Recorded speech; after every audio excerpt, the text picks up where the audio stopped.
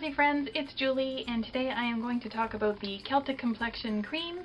I received it as a part of the Love Your Skin travel kit. I don't know if my camera is picking this up, but it's just a little pot like this. And boy, does a little bit go a long way. I have had it for about a month now, and I still have probably half of it left, and I use it every single evening. If you saw my video about my nighttime skincare routine, you'll have seen it in there. I'll leave a link right here. It is an all-natural, very gentle product. It, according to the description, it says it's a hand-blended moisturizer for dry, sensitive skin. So that describes me perfectly.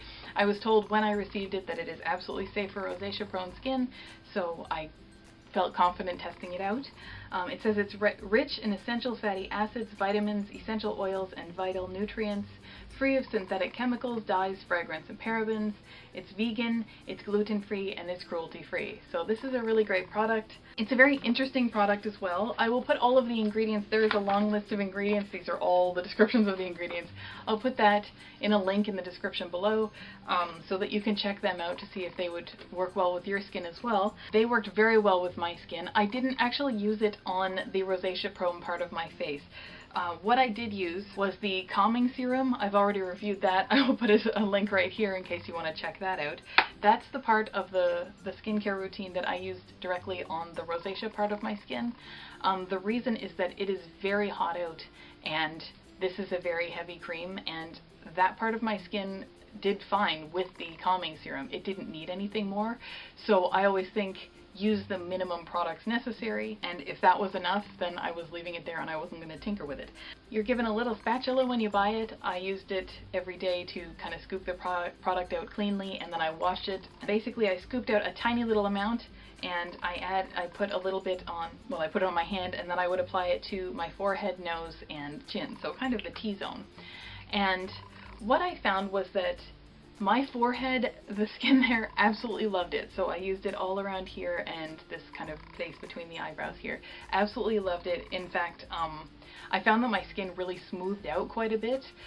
It didn't have as much of a wrinkly, I have fine lines forming and things, so it didn't have quite as much of that was visible. It really gave a very nice effect with my skin. It was very, I don't know if it helped to heal it because my skin is very dry. So it made that beautiful. On my nose and chin, I did get pimples from it at the start, and when I kept using it, they started to go away, but then I still was getting the occasional just tiny little pimple. So I'm not sure if that was from this or if it was from something else. It's really hard to tell. I did stop using this on my nose. I kept using it on my chin just to test to see if that would have any effect at all, especially because I have very dry areas right here and I didn't want to stop using it altogether.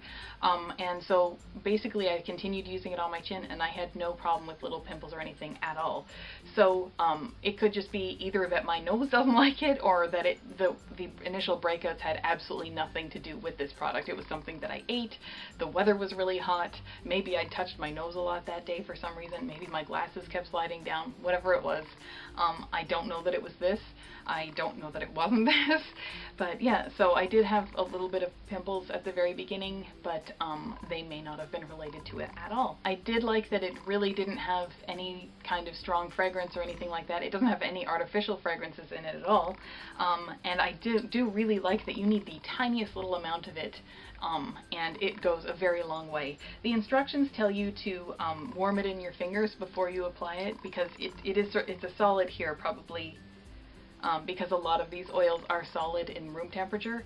I found that if I had a little bit and it wasn't softened yet, it was just sort of still in its original state and they were on my fingers, if I just sort of dotted them on where I was going to use them, my face was enough to melt them down, so I didn't need to sort of pre-warm it. As soon as they were on my face, they started melting. If you have rosacea, your face is probably as warm as mine, so you know what I'm talking about. Yeah, so worked great, very good product. Definitely for very, very dry skin, and probably if I were to continue using this entire system into the winter time, I will need to turn to that to go onto my cheeks as well. I think the only reason I didn't need it on my cheeks was because it's summertime, but in the wintertime that kind of product would be just absolutely fantastic. So I will definitely be looking into how that works in the wintertime on my skin, the skin part that has rosacea. So I hope you liked this video. I hope it helped you out. If it did, please give it a thumbs up. And if you want to see more videos like this, I hope you'll subscribe to my channel. I make new videos every Sunday and Thursday. Other than that, I will see you next time.